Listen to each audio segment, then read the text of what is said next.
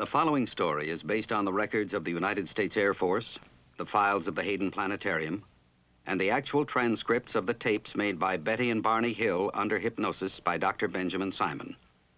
The purpose? To penetrate an extraordinary case of double amnesia precipitated by their claimed sighting of a UFO in 1961.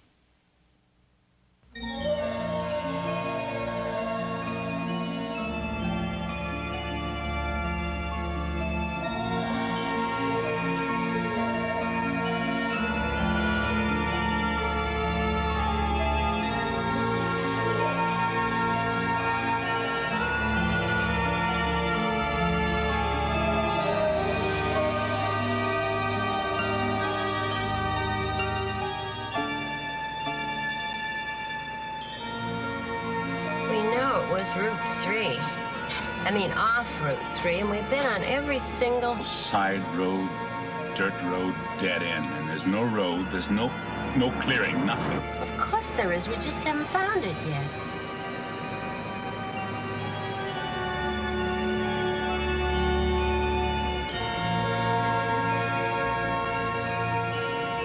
Left or right? I don't know, let's try right. I saw the thing. I knew I saw the thing, but if my best friend told me he'd seen it, I'd say he was crazy. Benny, there have been UFO sightings all over New Hampshire. Are you saying they're all nuts, all those people? Maybe, yeah, maybe. And it's crazy to keep coming back here. It's like a compulsion, like some of those people you deal with at work. Compulsive gamblers, compulsive wife beaters. What does that make us, compulsive travelers? What's so bad about that? Because we only travel to Indian Head. We only travel Route 3, looking for a road that doesn't exist. How many times have we been back here, Betty? 7, 8 times. You always end up exhausted and fighting each other. I don't want to fight with you, Betty. Let's not come back. Let's just decide not to come back again. Ever. But we will, you know. Well, you know.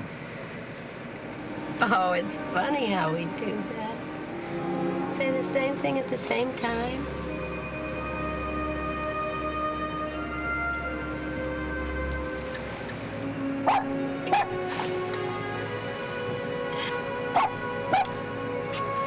Just a little tolerance, that's all I ask.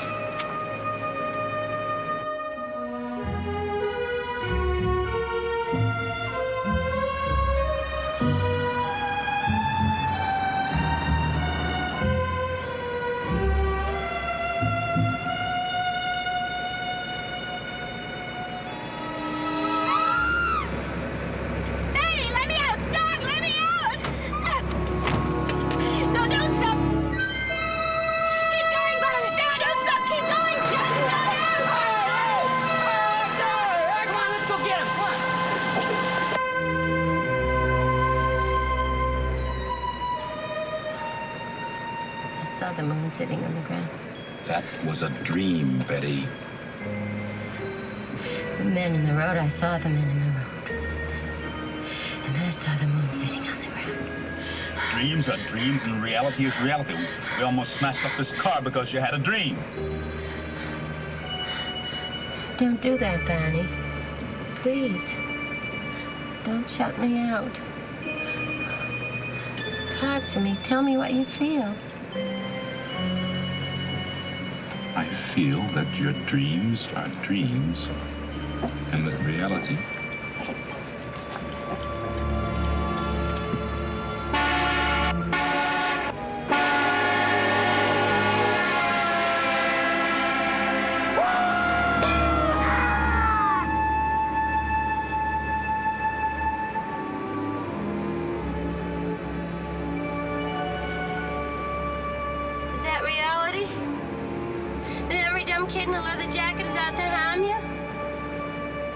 talking about? I wasn't scared, you were. Oh, don't do that, Barney. You were too. I saw your face before. And just now. I was brought up to be careful, remember? It's like an old, scratched, broken record playing inside of me. Be careful, kid, or they'll kill you. Marrying me wasn't being very careful, was it?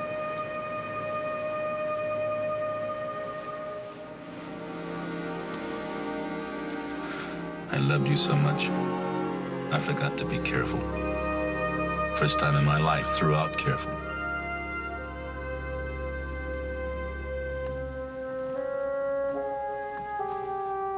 Barney, what are we gonna do?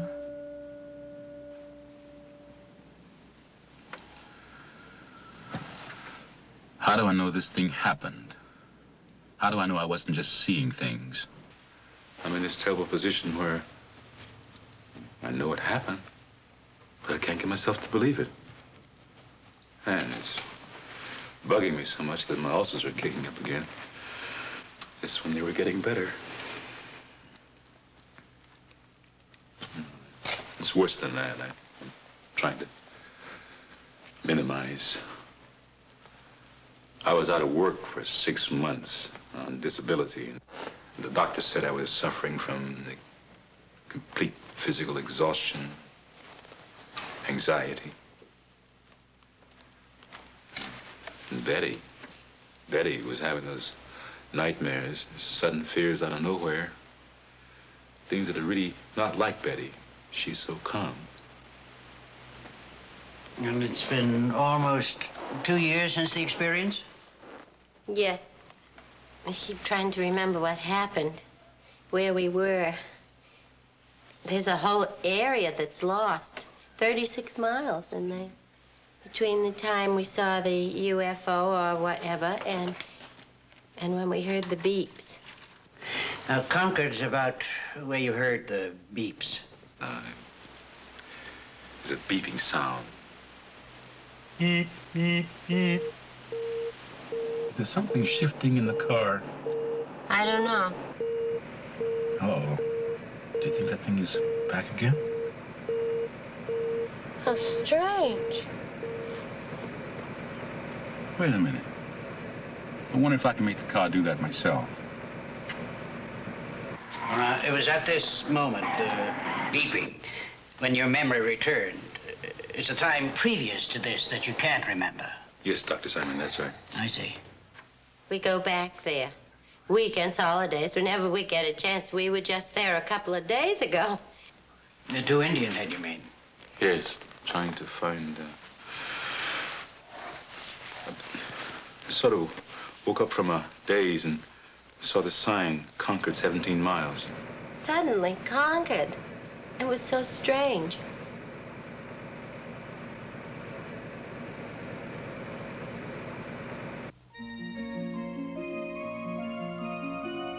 Barney and Betty Hill began general history of their anxiety problems and amnesia, highlighted by their claimed sighting of a UFO at Indian Head 2 years ago. The Hills' clearest memory is their return home from the UFO sighting experience. Treatment is to be centered on their anxiety reaction with their apparent amnesia. Unidentified flying object, secondary matter.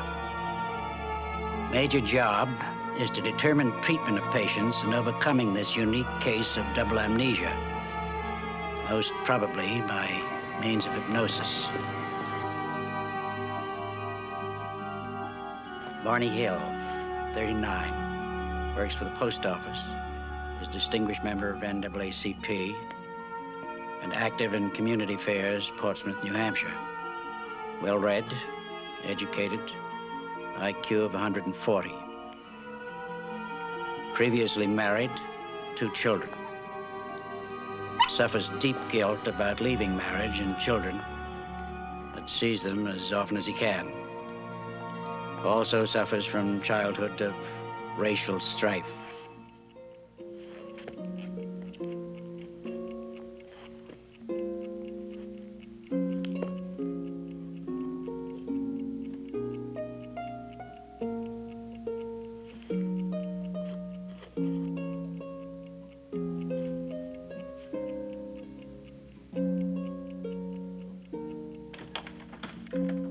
Betty Hill, 42, comes from an old New Hampshire family dating back to 1629.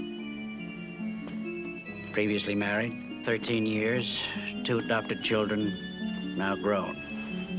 Returned to university after divorce, received degree, presently works as welfare worker for the state of New Hampshire. She has a background of security in both upbringing and heritage. Bonnie? Bonnie, did you take the clothes in the house? What? The clothes, did you bring them in? No, I was too tired. I'll bring all that stuff in tomorrow. I don't want you to bring the clothes in the house. About the clock, you said you glanced up at the clock as you were undressing. Did you see the time? I saw that it was 5 after 5. Didn't register. I don't think Bonnie realized it either. Neither one of us realized till months later that it was that late.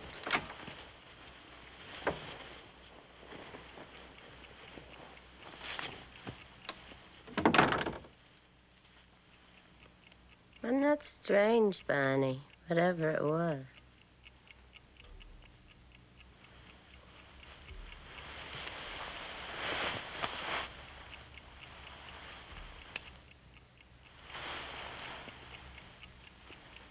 Tops of my shoes are scuffed.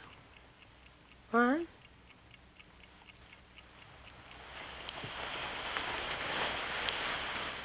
Tops of my shoes are scuffed. I don't understand. How could that be? I don't know.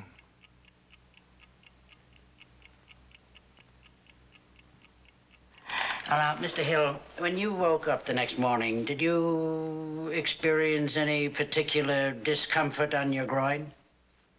No. It was there. I could, just had a feeling.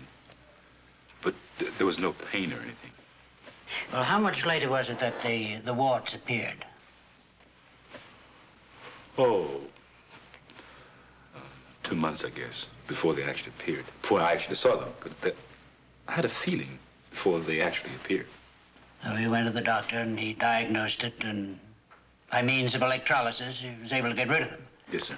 And you haven't been in trouble with them since? No, I haven't. I see. Please, continue.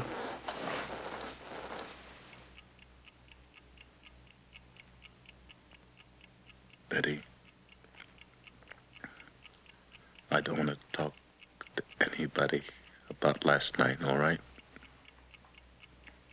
All right. I guess. If you want to talk about it, we can just talk about it to ourselves.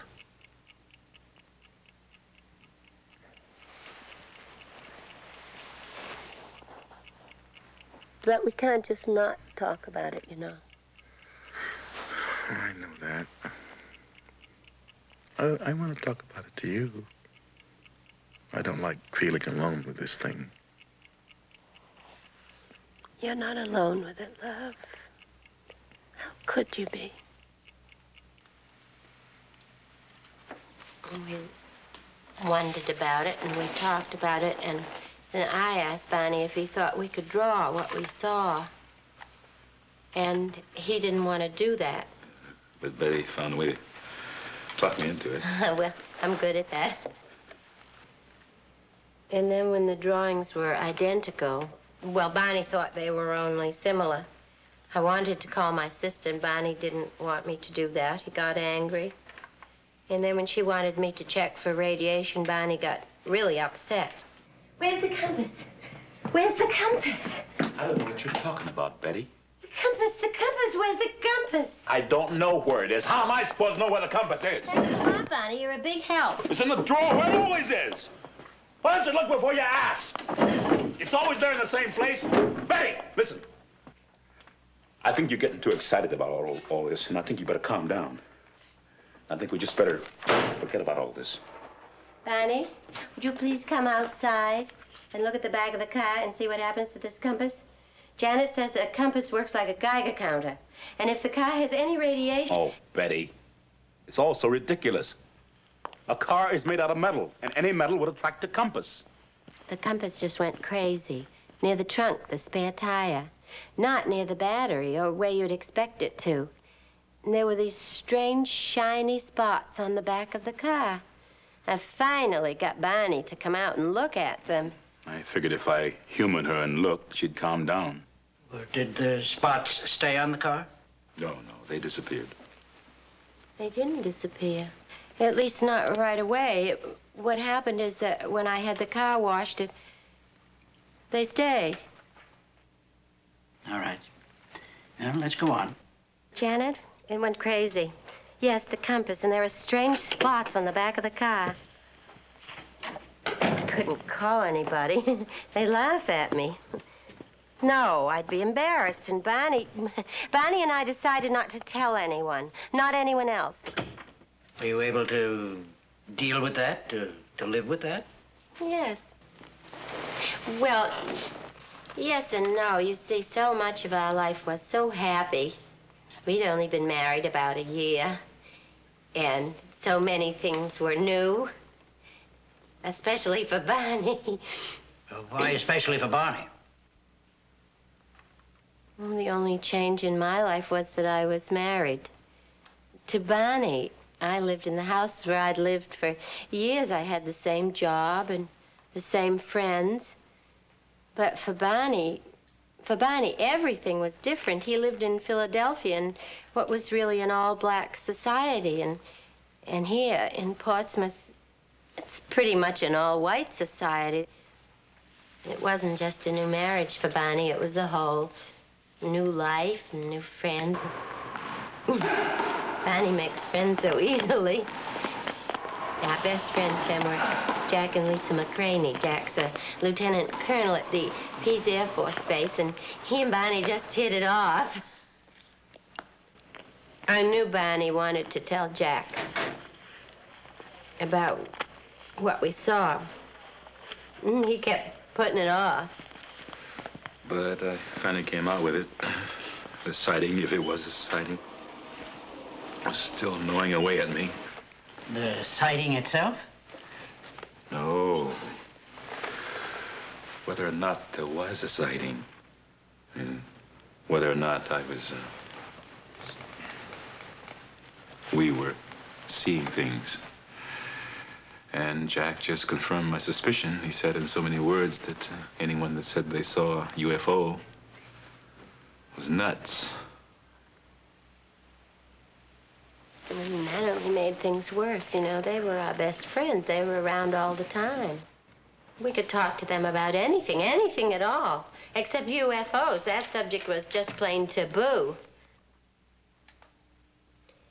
And those terrible dreams were starting. Had you told Barney about your dreams yet? I'd mentioned them. He had so little time. Barney was working nights in Boston. 60-mile drive back and forth.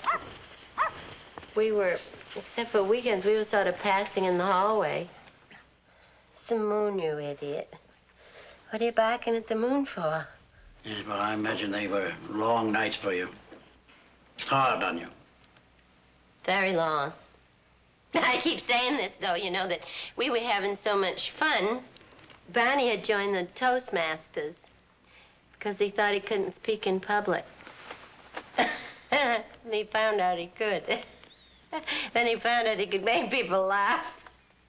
The house was filling up with old joke books and old routines on records. And he'd spring them at the worst possible moments. Not so fast, Rodriguez.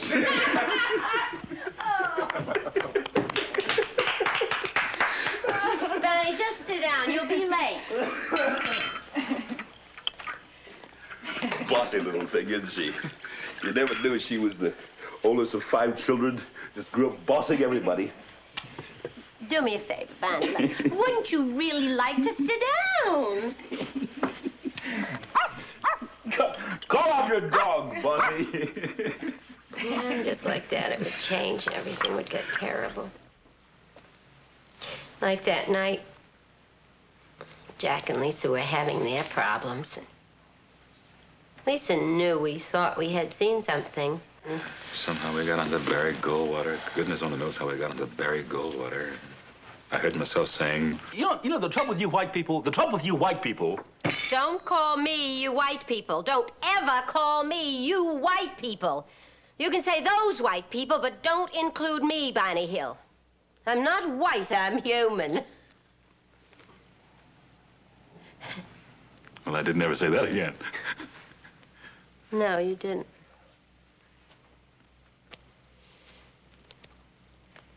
And then they were getting ready to leave, Barney, too, because he had to be at the post office by 9. And when they all were saying goodnight, you could have cut the tension with a hatchet. My fellow citizens, let no one doubt that this is a difficult and dangerous effort on which we have set out. The path we have chosen for the present is full of hazards, but it is the one most consistent with our character and courage as a nation and our commitments around the world. And then Barney came back. He said he was going to call in sick. He was so worried, and he was just lying there with this white cloth over his face to help his headache. Better? Not much. Barney, I want to ask you something. I can't, not with that thing over your eyes. It was your idea. This probably isn't the time, anyway. But I really wanted to ask you. Listen, Betty, I was just listening to the news. Barney, I said I wanted to ask you something. This is important, Betty, really important. If they actually do start shooting missiles. Who? Nobody's gonna start shooting missiles, Barney. If they do, and we're not together, if I'm at work and can't get here, now listen to me. What I want you to do is make your way to your mother's house. And I'll manage to get there. Is that clear?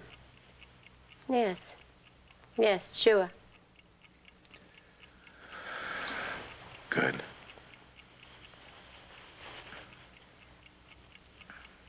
Barney, what I wanted to ask you before was how come we can talk about this UFO business together and wonder what it was together? But with Janet, with Jack, it was a plane, period. With you, I can look like a fool. But with my friends, I can't afford to look like a fool.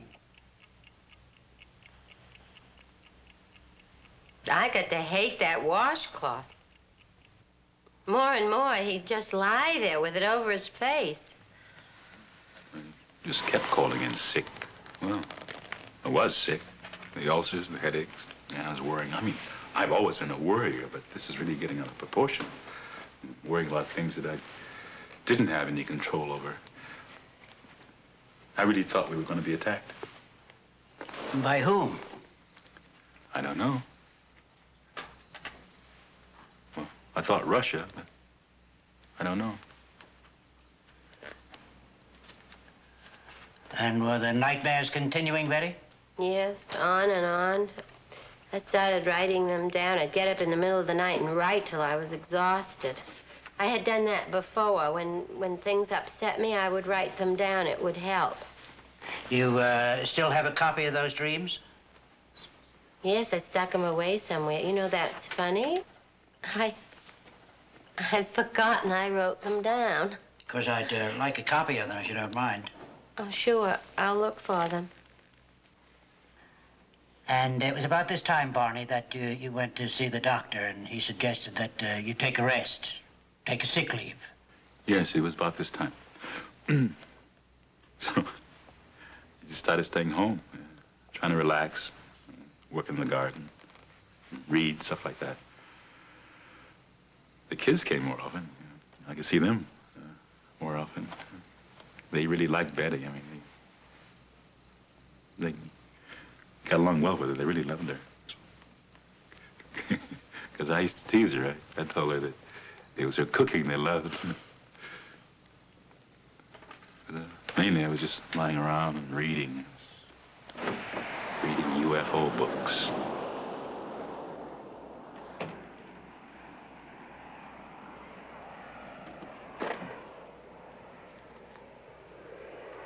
Hi. Hi.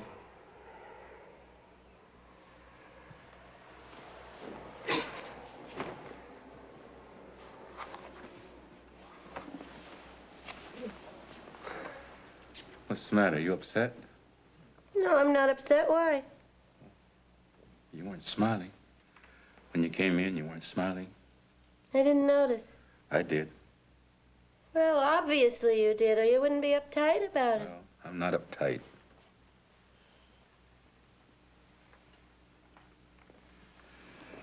Sorry about that.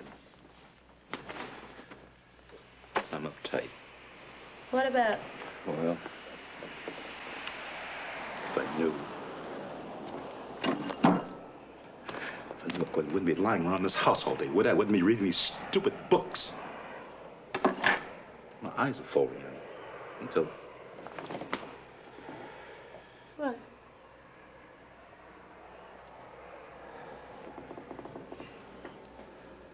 Till I think I'm nuts as they are.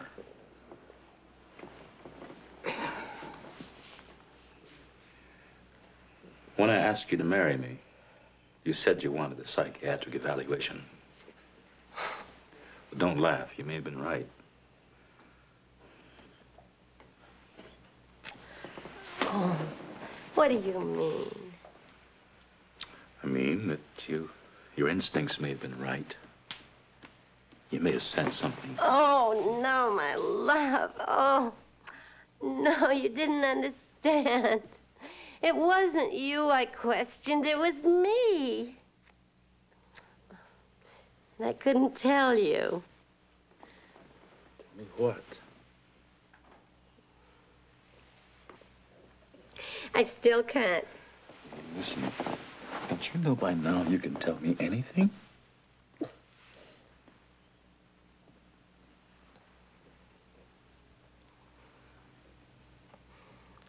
I'm not pretty. Who says? Nobody. It's something I know. Something I've always known. I'm not pretty. And that's nonsense. And what's it got to do with a psychiatric evaluation of me? Oh, you don't understand. I was afraid you thought you loved me. You thought I was pretty because I was white.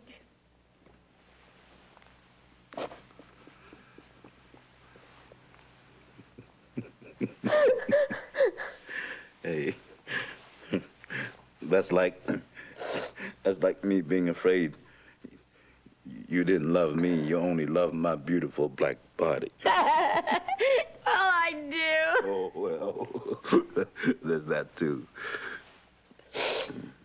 You're right. You're not pretty. You're beautiful.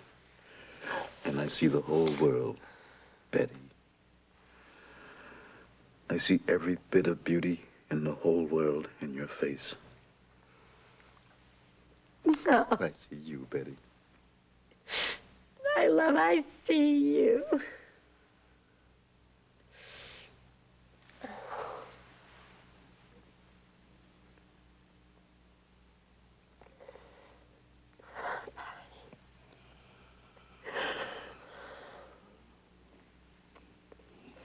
This is the way it should be. This is the way it was. Well, finally I convinced him that we had to report it. She cried. That's really what did it.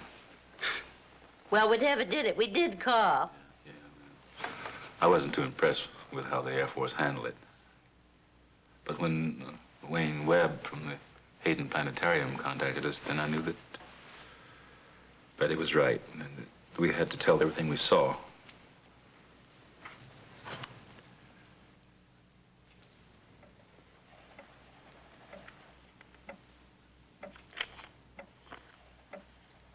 No need for you to be concerned.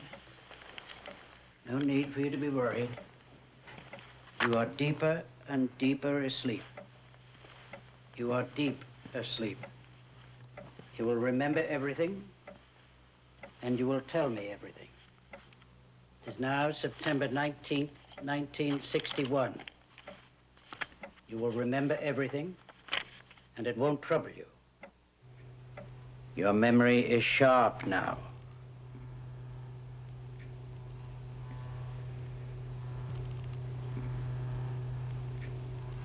I want you to go back to the time of your vacation in Montreal, beginning with the time you left your hotel in Montreal.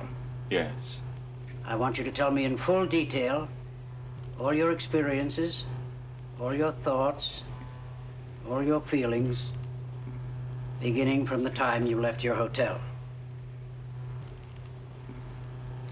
Now, were you in Montreal?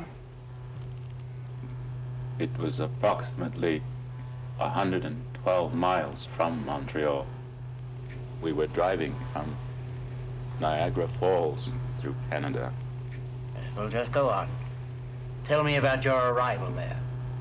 The thoughts that were going through my mind was that would they accept me at the motel, because would they say they were filled up?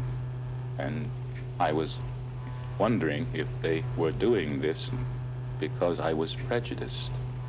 Because you're prejudiced? Because they were prejudiced. You run into this a lot, I take it. I have not actually run into being denied accommodation yet, You mean you worry about it? but I know that this does happen, and I am concerned. Did you tell your wife about your concern? Does she share it? I express it, but she does not share my concern in this matter. Very well. Go on. We are riding around, and I'm lost.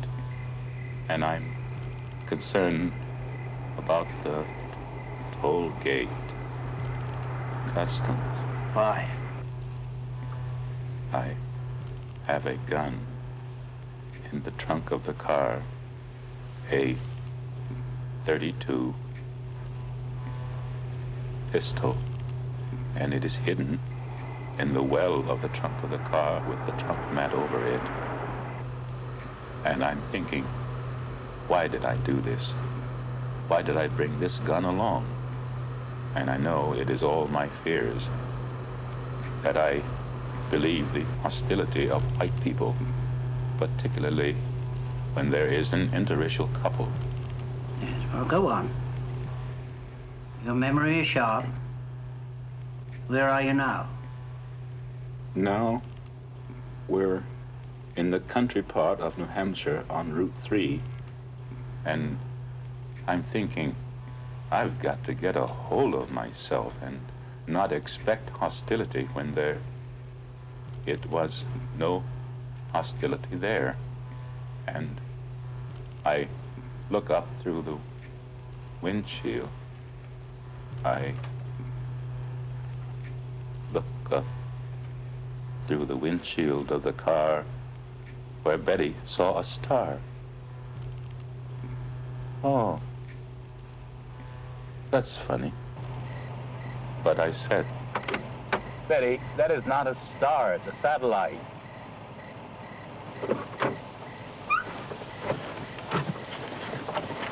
Come on, Dulcie, let's get up. Hurry up, Betty, so I can see.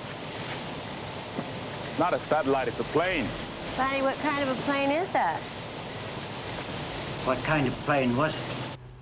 It is right over my right, and it does not go where I thought it would go. Bonnie, I'm asking you a question. What kind of a plane is that? Oh, that's funny. It was funny. They're coming around Toward us. They're changing course. Just a Piper Cub. Bonnie, it's not a Piper Cub.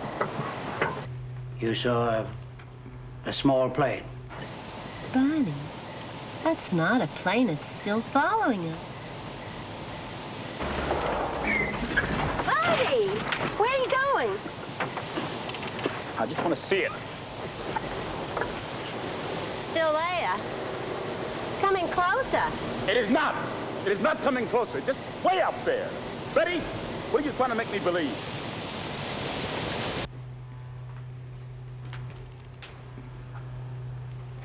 All right. We'll stop here for now. Just relax. Be comfortable. Until you hear me speak again, you won't hear any sound here. Just rest and be comfortable.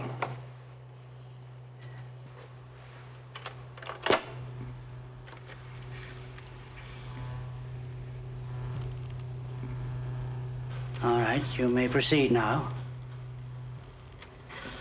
And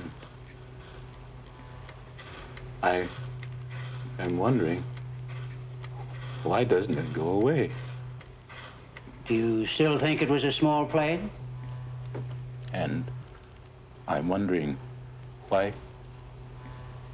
these pilots, why, they shouldn't do that. They shouldn't do that. And I can't hear any noise. And I think this is ridiculous. I can't hear any sound. And I want to get back in the car and get out of there. I gotta get out of there. And it is still coming around towards us. And I look up and down the road, and I think how dark it is. And I think, what if a bear were to come out? And Betty is looking. I think she said, and I'm mad with her. I think Betty is trying to make me believe this is a flying saucer. And I am wondering, why doesn't it go away? I want to wake up. You won't wake up. You're in a deep sleep. You can go on.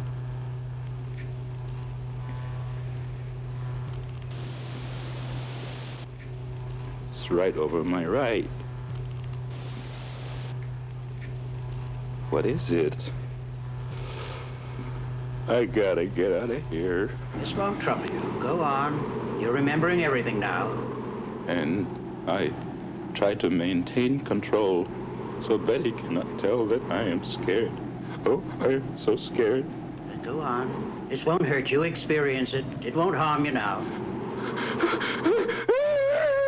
I gotta get my gun! I gotta get my gun! I gotta get out of here! I gotta get my gun! I gotta get my gun! Take care. You Nothing can harm you here.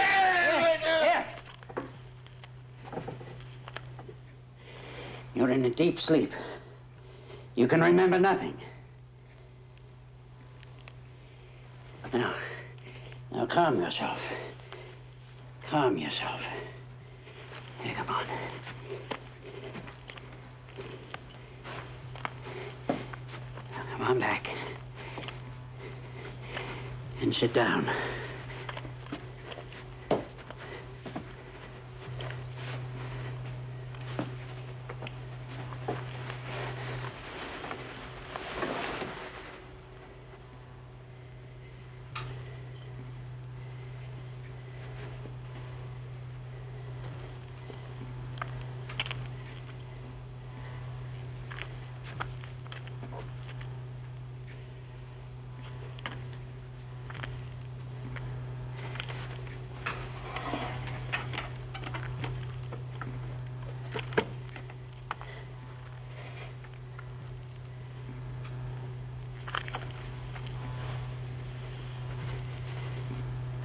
All right.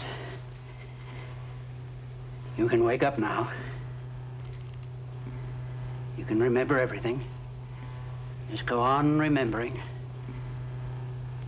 There's no need for you to cry out. You're calm now. You still feel you have to get your gun? Yes, It meant to harm you, you felt? yes. And I open the trunk and I take it out and I put it in my coat. And I look and I say, I'm not afraid. I'm not afraid. I'll shoot it down. And I run out across the road. And there it is, up there.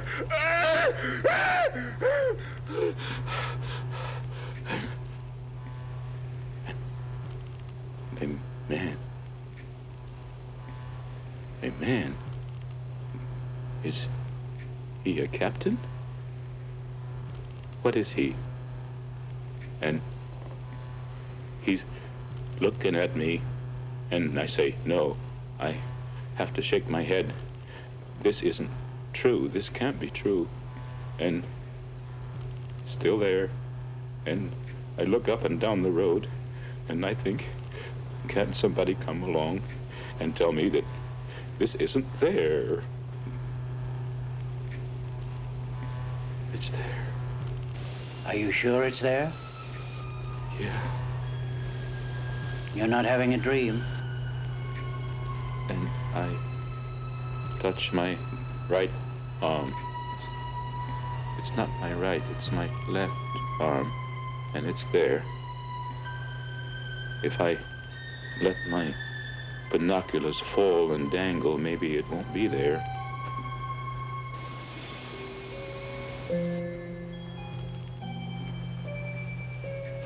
But it's there. Why? What do they want? What do they want? And this one person looks friendly to me. He's friendly looking. And he's looking over his right shoulder at me, and he's smiling, and he's friendly. But the other one, with the evil face, he looks like a Nazi. He's a Nazi. Did he have on a uniform? Yes. Did they have faces like other people? His eyes are slanted. Oh. His eyes are slanted. Oh. I feel like a rabbit. What do you mean by that? When I was hunting for rabbits in Virginia, this cute little bunny went into a bush that wasn't very thick, and my cousin Marge was on one side of the bush, and I was on the other with a hat, and this poor little bunny thought he was safe, and it tickled me because he was just hiding behind this little stalk that meant security for him. And I pounced on him and threw my hat on him and captured the poor little bunny that thought he was safe.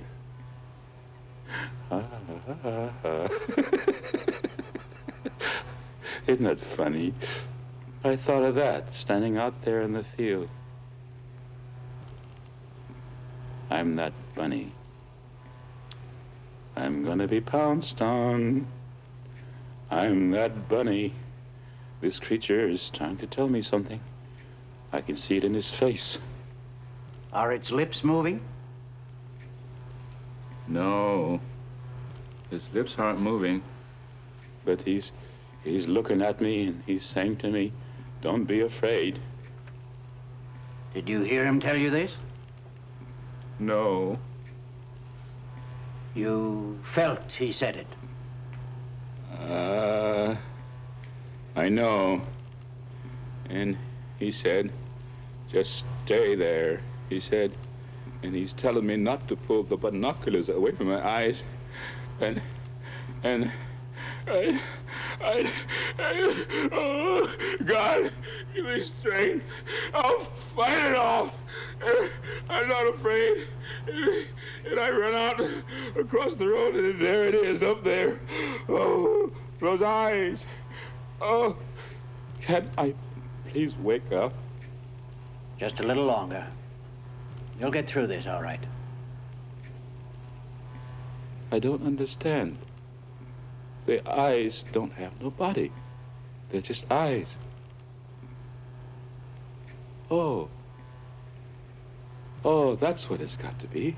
It's a wildcat up a tree. Oh, that's what it's got to be. Oh, I know. It's the Cheshire Cat in Alice in Wonderland. It disappeared too, and only the eyes remain. Oh.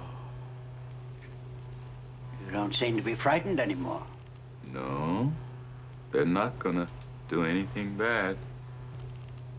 Just floating about. I'm that bunny.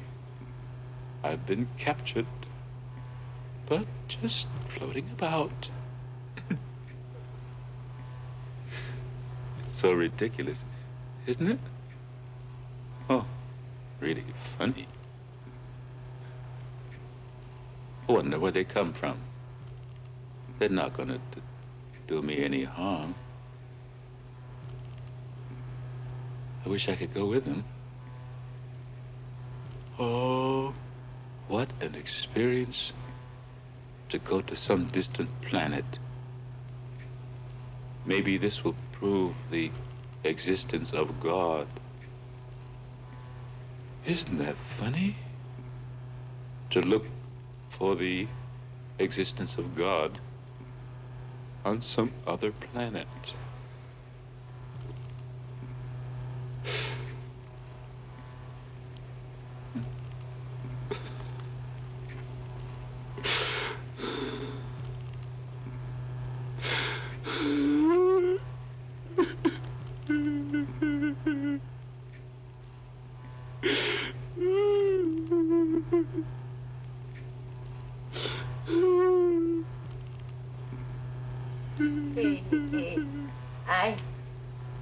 I don't know if he was laughing or crying, but he said to me they were going to capture us. They're gonna capture us. We gotta get out of here. Look out, you can see them. They're right overhead. They're right directly over our car. They're out there. I don't see anything. It's all black. I don't see them.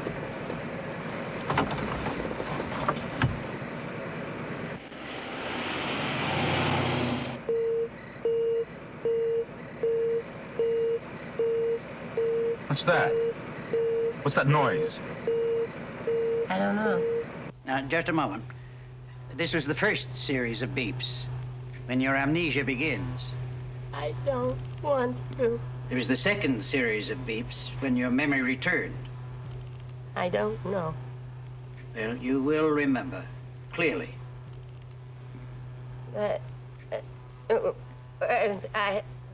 My mind's blank.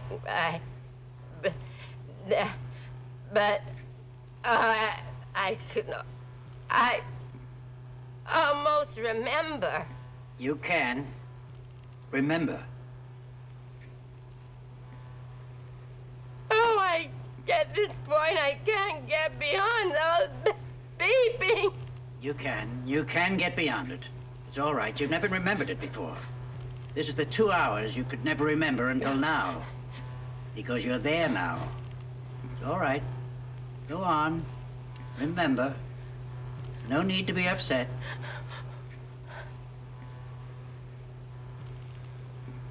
I'm not supposed to. Not supposed to?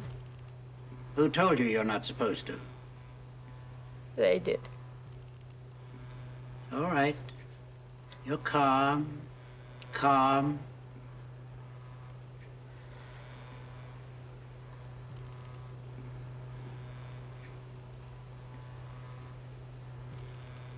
We're driving along.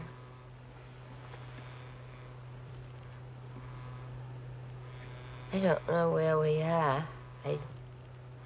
I don't even know how we got here. Barney and I, we were driving. I don't know how long. I don't know how long. We haven't even been talking. I was just sitting there, feeling that something's going to happen. No, I'm not really too afraid. Except now I am. That time I didn't feel afraid. Why are you crying if you're not afraid? I'm afraid now. But then I wasn't. I wasn't afraid. I was afraid. I was afraid when I saw the men in the road. The men in the road? I've never been so afraid in my life before. Tell me about the men in the road. It's all right. You're safe here. Tell me about the men in the road. Betty, don't fall asleep. I want you to stay awake so you can remember. Tell me about the men in the road.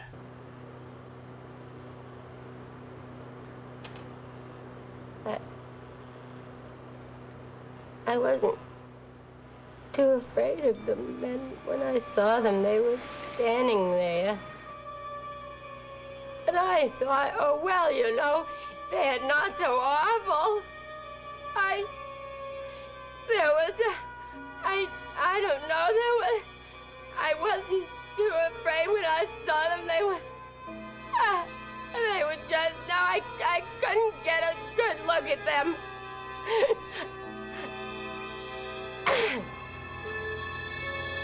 Maybe their car's broken down. What are they doing here? And then they started coming toward us. And then when they did that, I got really scared. And Barney tried to stop the car. And when this... What was that? I didn't hear that. I thought if I could just get my hand on the door of the car and open it, I can run into the woods and hide. And Barney is yelling. They're gonna capture us. They're gonna capture us. They're coming closer. Oh, my. Oh. They're coming closer. I just put my hand out. I put my hand on the door of the car. And I'm gonna open it. And they open it for me. They open the car door. This man. Now there's two men behind us. There's 1, 2, 3 men. And there's 1, 2 more men behind them.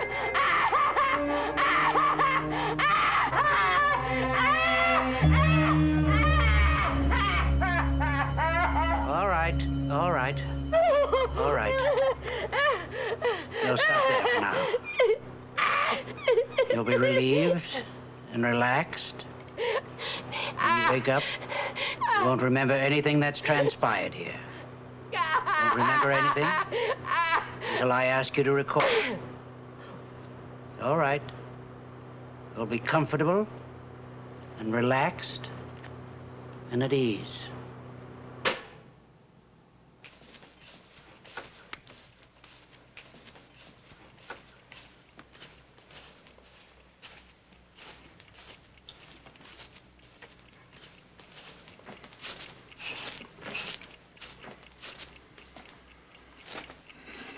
Oh, the beautiful people. Don't do that. The Kennedys don't giggle. What about? You got no class, girl. Don't give me that talk about your Mayflower ancestors. Now, how could I go and marry a girl with no class? No, Betty, no. Not that, no, Betty, not that, no, anything but that, no. Serves you right. No class. You're really feeling good, aren't you? Yes, I am. Just minutes. I really feel good. I come out of those sessions, it's like a weight's lifted. And I don't know what the weight is, but something's working because there are these minutes before it all comes creeping back again. With me, it's a day or so. And then I can't wait for the end of the week to get back in there. Like today, at lunch, I felt so cool I had an onion with my hamburger. Barney, you know we said we wouldn't eat onions unless we both had them. Oh, I'm sorry, I forgot. I'll get you one. What? I'm gonna get you an onion. Oh, I don't want an onion, you lunatic.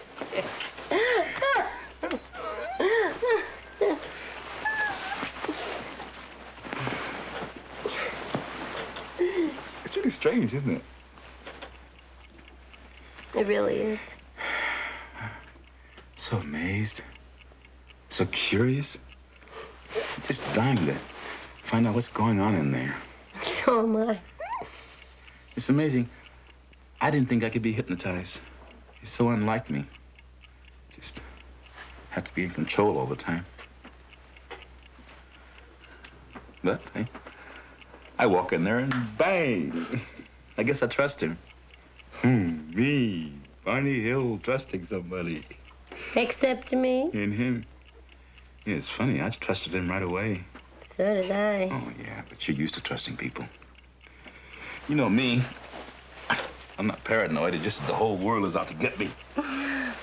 Especially boys with ducktail haircuts and old ladies. Old ladies. What, are you kidding? Yeah, sort of. No, not really. My earliest memory, except that I don't think it was really a memory, just that my mother told the story so much that I feel I remembered it. I was just a baby, 6 months, 9 months, and we moved into an all-white neighborhood in Philadelphia. And my mother put me out on the porch in a carriage. She came out just in time to see an old lady sneaking across the porch with a pot of boiling water, and she was gonna dump it on me. Oh, Barney. You're not crazy. Well, I don't know. Maybe it didn't really happen, but I grew up on stuff like that. All those summers in Virginia. I remember my uncle and all the men on the farm sitting up on the porch all night with their loaded guns. All night because they were coming. They said they were coming, but they didn't come. I know. No. I don't know. Well, there's no way I could ever know, is there? No, thank God. My fears? You know, it's odd. My fears aren't ever of the real. No, it's what I don't know. The unknown.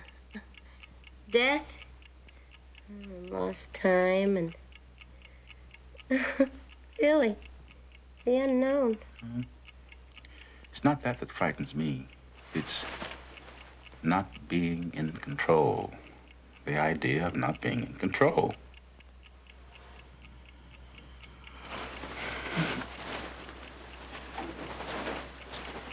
You promise me something? If I get a stroke, something like that paralyzes me so I can't, would you put a pillow over my face? That's not fair, Barney. Barney, that's not fair to ask me a thing like that now, to ask me to promise. All right, don't promise now, but if, just decide then, knowing. Okay, I'll decide then, when you're 102. It runs in the family, you know, strokes. And I truly am scared. I would have told you about that and asked you about that before, but I didn't want to frighten you. Will you be all right? No. No, I wouldn't be all right.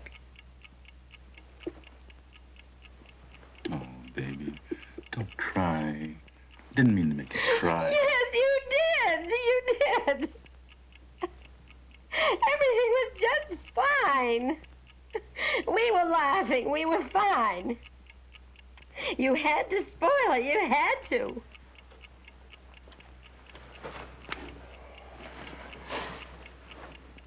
I'm sorry. I know. So am I. Oh, we're always sorry. We keep right on doing it. And we're sorry. Why?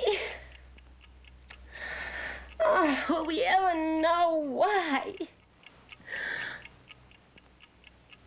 Go on, Betty. It's all right. You can go on now. I don't know what happened. You can remember everything now. What did these men look like? Did you see their faces? No. How were they dressed? Did they have on a uniform or ordinary clothes?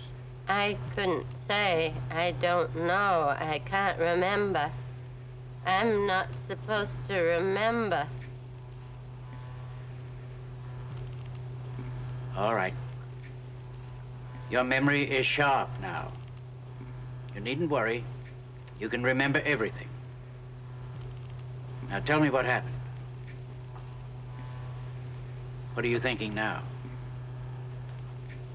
I'm thinking I'm asleep. Asleep in the car? I'm asleep and I've got to wake up. I don't want to be asleep. I keep trying to wake up. And then I do. I open my eyes. I'm walking through the woods. I open my eyes quick and I shut them again. And Barney is behind you?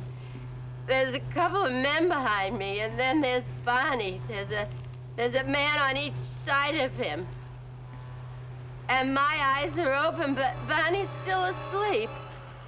He's walking and he's asleep. And then I begin to get mad. And I said to myself, who the heck are these characters and what do they think they're doing? And I turn around and I say, Barney, wake up. Barney, why don't you wake up? And I'm getting really annoyed at Barney. And I say, Barney, wake up. Is Barney his name? And I wouldn't answer. And then the leader, there's no reason to be afraid. We just want to do some tests. And then when the tests are over, we'll take you and Barney back to your car. You'll be on your way back home in no time. And then come to a clearing. And there was, oh, I wish it were light so I could get a better picture of it. There's a ramp to the door. The object was on the ground. The moon sitting on the ground. The object was on the ground? I think that's the same one I saw in the sky. And I thought it was the moon. We go inside, and there's a corridor to the left. In the corridor, there's a room. Neighbors spoke English in the room. And then another man comes in. I haven't seen him before. I think he's the doctor. And they both look through this machine here and here. What do you think they were doing? I have an idea. They're taking a picture of my skin.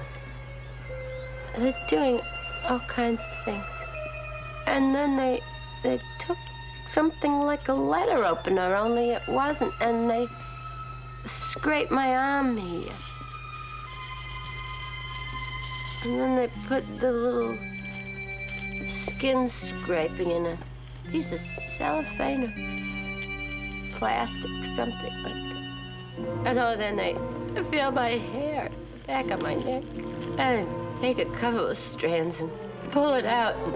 The examiner tells me to take my dress off before I even have a chance to stand up to do it. Your dress has a zipper down the back? Yes, it zips down the back. The examiner unzips it and flips my dress off. And they're talking. I don't know what they're saying. I couldn't understand that part. I want to do some tests. I want to test your nervous system.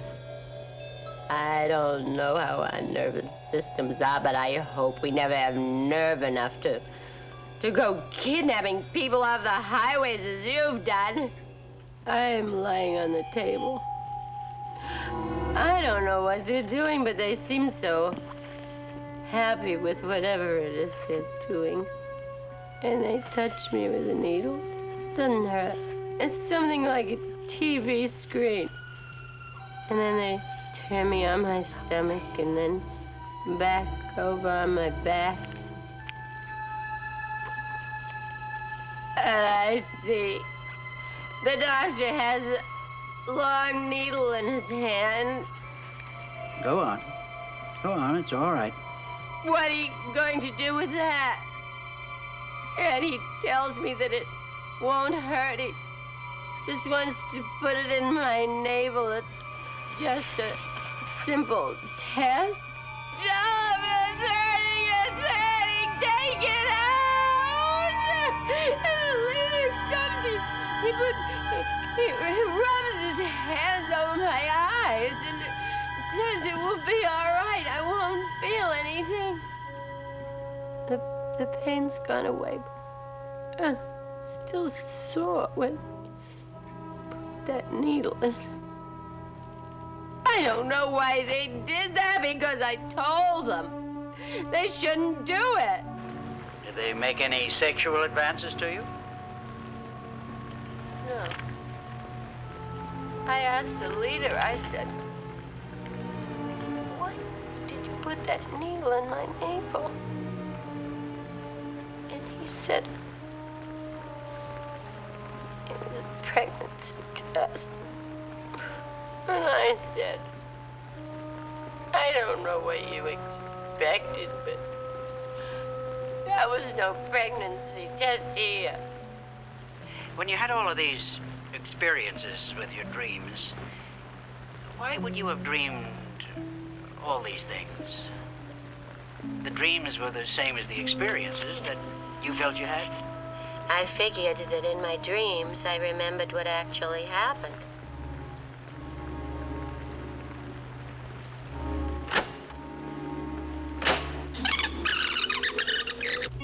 Did these men speak to you? Only the one I thought was the leader. What kind of language do you use? He did not speak a word. I was told what to do by his thought, his thoughts. And I was always aware that somehow there was something peculiar, which is the absence of a mouth.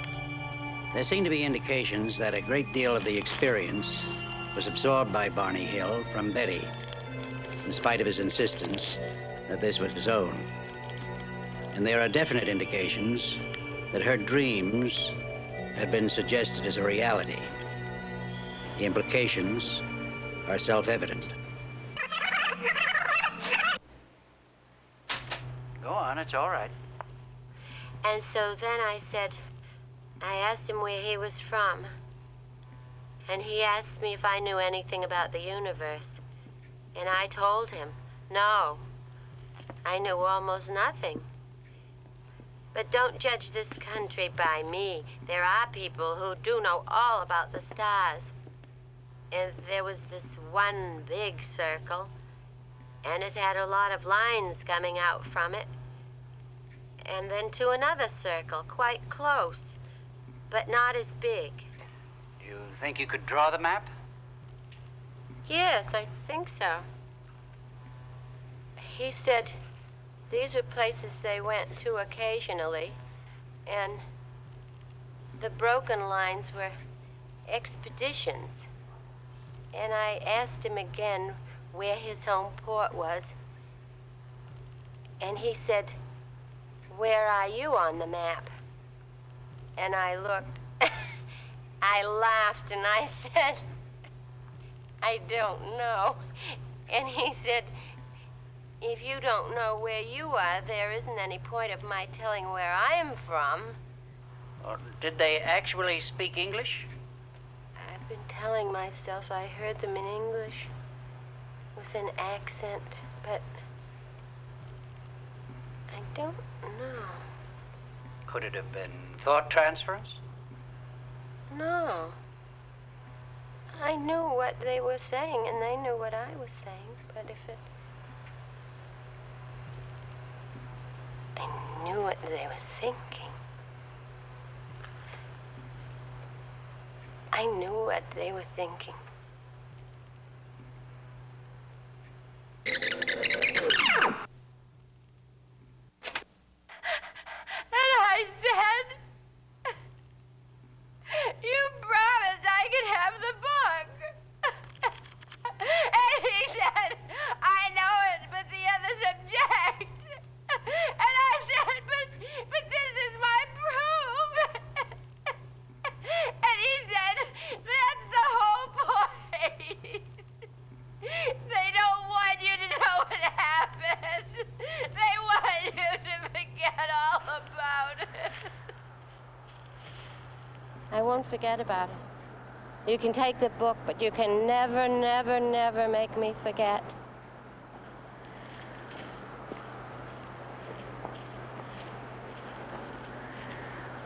I'll remember if it's the last thing I do.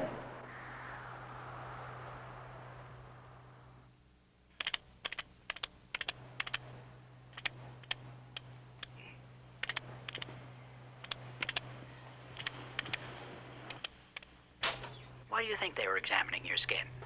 You suppose it was because your skin and Barney's skin were of a different color? I don't know. I think it's because their skin and mine were different.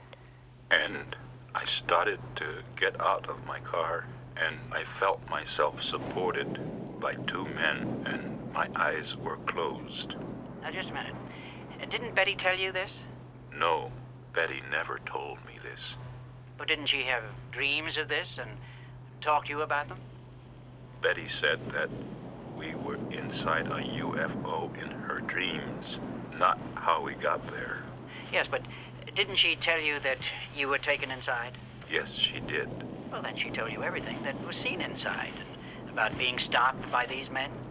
No, she did not tell me about being stopped by the men. She did not have this in her dreams. I saw this.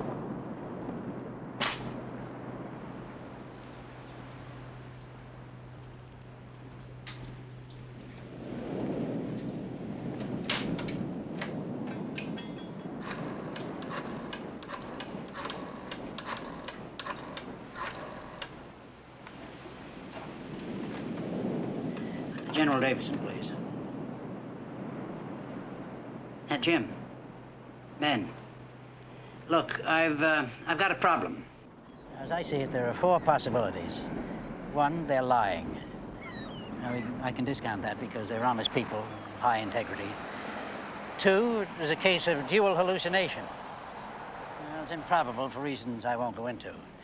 And three, the incident was a dream or an illusion. Now, this I intend to explore further. What makes you think it was a dream? Well, I didn't say I thought it was a dream. I said I'd explore it further. You know, I remember you saying exactly the same thing about a young lady in freshman biology, that you thought you were in love, but that you wanted to explore that. All right, all right. Now, the reason I'm going to explore it further is because a background existed. A sensitized background existed on which a fantasy could be imprinted to be experienced later as a dream. Now, hold it, Ben, you lost me. Yeah, well, forget about that. I can't discuss the personal aspects of this. But what I really want to know is the sighting of a UFO probable? More important than that, has there ever been an actual case of an abduction aboard a UFO? Is that possible? Do you want the official Air Force position, or... Well, I want whatever you can tell me. All right. The official position is, we don't know. Now, you think you could take that a step further? Yeah, but not too much. Because each year, after investigating about 1,500 reports of UFO sightings, we've come up with a 95% explained natural phenomenon. I mean, balloons and things.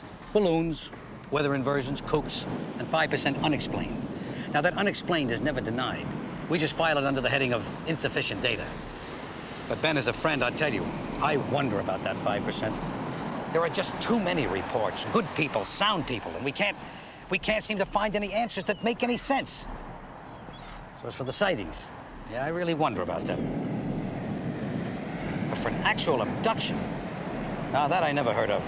And offhand, I'd say that it's... Extremely unlikely. No, I'm not saying that.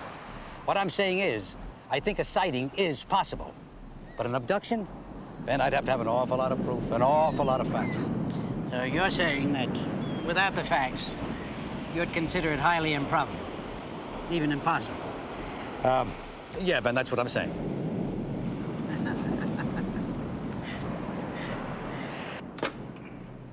Barney and Betty Hill have hypnotized each of them separately, and each of them separately remembers, in general, the same experience.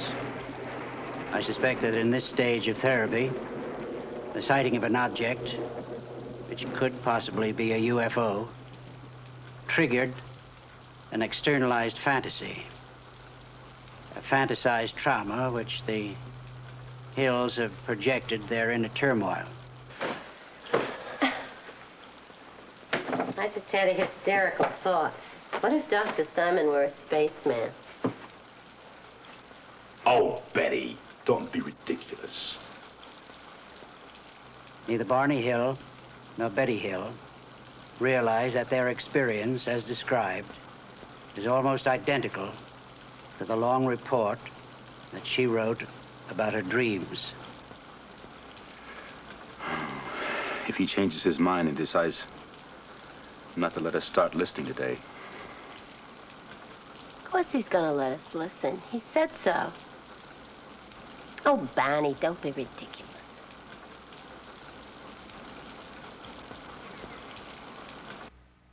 So he asked me, what are vegetables? I just couldn't explain what vegetables are. And he said, was there one kind I liked? And I said my favorite was squash.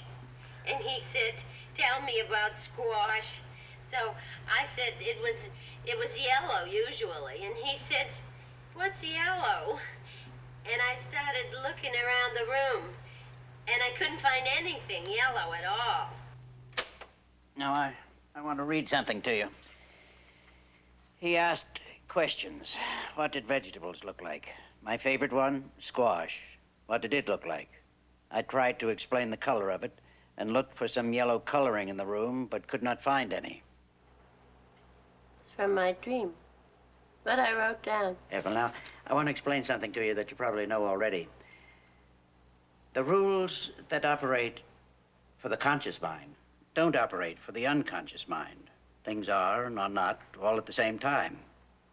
Now, under hypnosis, what a subject believes determines what is truth to him. Wait a minute. Would you say that again?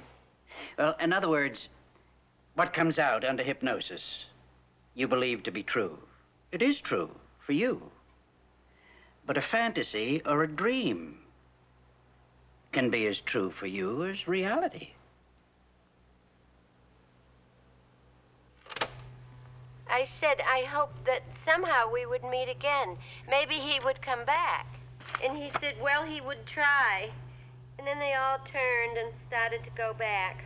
And I get up to the car, and Barney's inside, and I say, come on out and watch him leave. Don't be afraid, Delcy. There's nothing to be afraid of. And so we're watching them leave, and it starts glowing, getting brighter and brighter. It's a large ball, a big orange ball, and it's glowing and rolling just like a ball. And I'm so happy. Suddenly, the ship became a bright glowing object, and it appeared to roll over like a ball, turning over about 3 or 4 times, and then sailing into the sky. There's one thing I don't understand. Suppose it was a dream. Could we have both had the same dream? Well, that's an aspect that's been puzzling me, and no, I don't think you could. At first I thought, because Barney was more ready for a trauma, that he had transferred a fantasy to you. Then I thought, because it seemed more likely, that you had transferred your dreams to Barney. Because Barney is more susceptible. Well, I'm not quite sure how to take that. But I'll tell you something. I don't really care if it's a dream or real, because the longer these tapes play and the more we listen to them, deeper and deeper we get into it, I feel as though something is being lifted off my shoulders. And it's better than suffering with it, you know. All those anxieties and wondering. That's the whole point. The point is to relieve the anxieties. How do you feel now, Betty? I feel fine. I guess it was just the fear of the unknown had me so scared. And I don't want to be operated on. You don't want to be operated on. What makes you think of an operation? Oh, I just remembered something. I don't know if I went into this detail or not when I was hypnotized. What detail? Well, as I was listening to myself... Oh, I don't know. Maybe it's just psychological. I don't want to hear any more of that for a while. What detail? As I was listening to myself, I remembered what they examined my groin with. It was a circular instrument, and they pressed down with it. You know that small ring of warts that developed in an almost geometrically perfect circle around my groin? Since the therapy began, it's been a little painful, inflamed around the whole area. And I was wondering, those warts originally appeared way back in 1962 when I had no conscious memory of the events aboard the craft, right? Now here it is, 1964, and they get inflamed. How's that possible? I don't know. It may still be part of a shared fantasy. But I just don't know.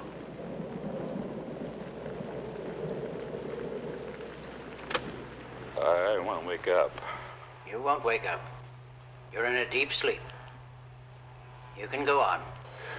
And I look and I say, I'm not afraid. I'm not afraid. I'll shoot it down. And I run out across the road. And there it is, up there.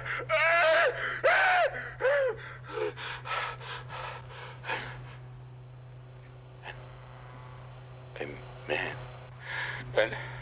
and oh, God, give me strength.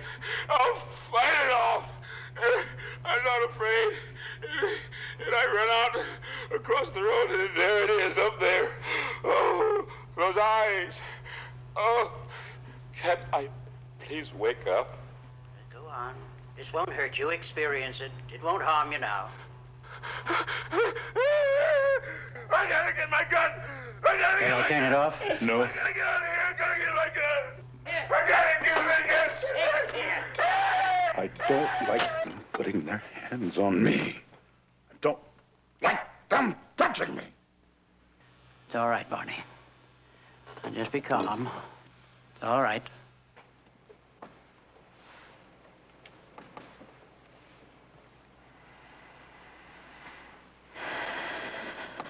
Dr. Simon, I don't want to offend you in any way, you understand?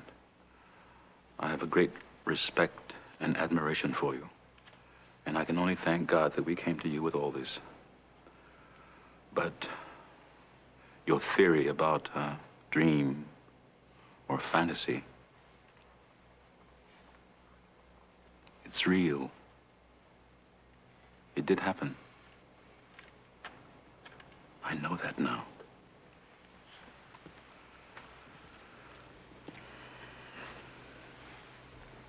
I know it.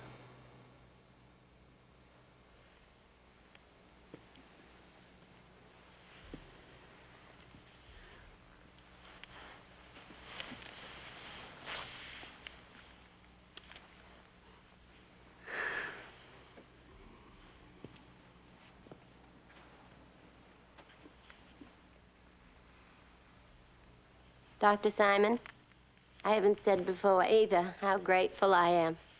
I just want to say, too, thank God we came to you with all this. Well, thank you, Betty. Barney. Thank you both.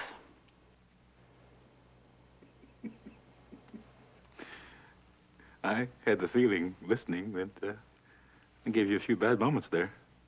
Oh, I tell you. His little old heart went pit-a-pat a couple of times. You're a big man, Barney, and going for your weapon. Yeah.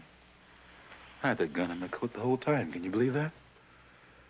Walking along, with my eyes shut. Scared little bunny rabbit.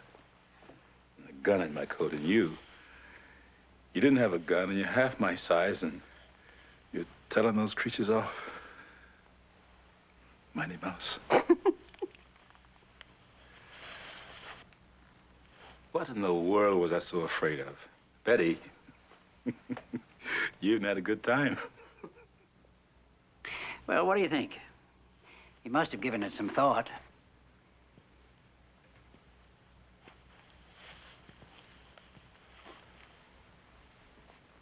The bunny, capture, bondage. Of any kind. Yeah. Of any kind. The dark. The dark. Well, that's all I did, you know. A child is frightened of his dark bedroom. You lead him slowly, gently into that dark, frightening room. Let him touch all the corners, all the objects that seem like monsters, until he knows that those corners are just corners. The monsters are just chairs and lamps. Dark bedroom, spaceship, or the mind. Hey, listen. The next time we go in the dark together, will you please, for Pete's sake, tell me to keep my eyes open? I did. You didn't listen. I will. Next time I will. With active treatment discontinued, Barney and Betty Hill settled down to their routine life.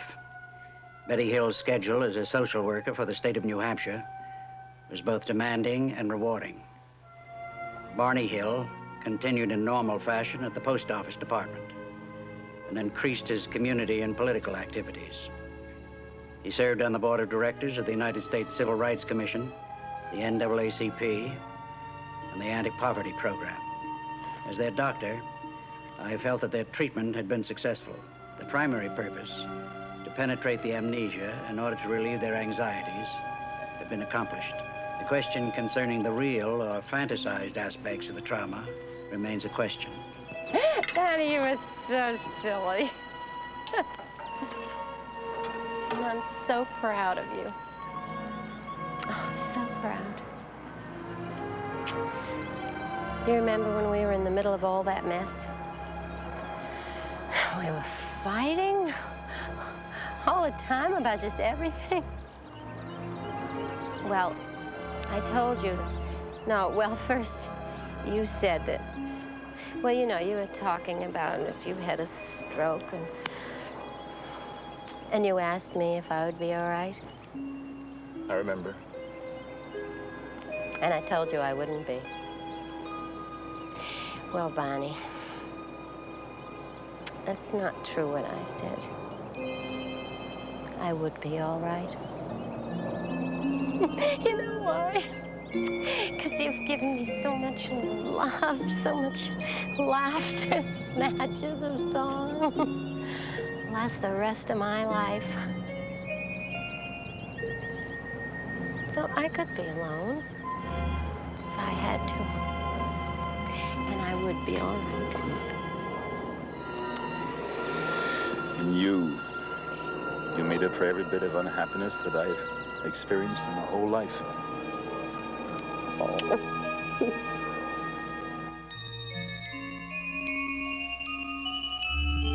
In 1963, under hypnotic suggestion, Betty Hill drew from memory the map shown to her aboard the spacecraft. Astronomers became fascinated, for what if the map corresponded to a pattern of real stars from an alien viewpoint? Astronomers reasoned that the majority of star systems likely to have life-supporting planets were located in the obscure southern constellation of Reticulum. Yet 3 stars in the cluster were unknown until 1969. No astronomer on Earth knew their position in 1963. But that same year, Betty Hill drew a map which contained these undiscovered stars. Astronomers at Ohio State University requested a computer to put them in their correct position out beyond the incredible double star system of Zeta Reticuli 1 and Zeta Reticuli 2, 220 trillion miles, 37 light years away from Earth, looking toward our sun. And the computer duplicated with virtually no variation the now famous map of Betty Hill.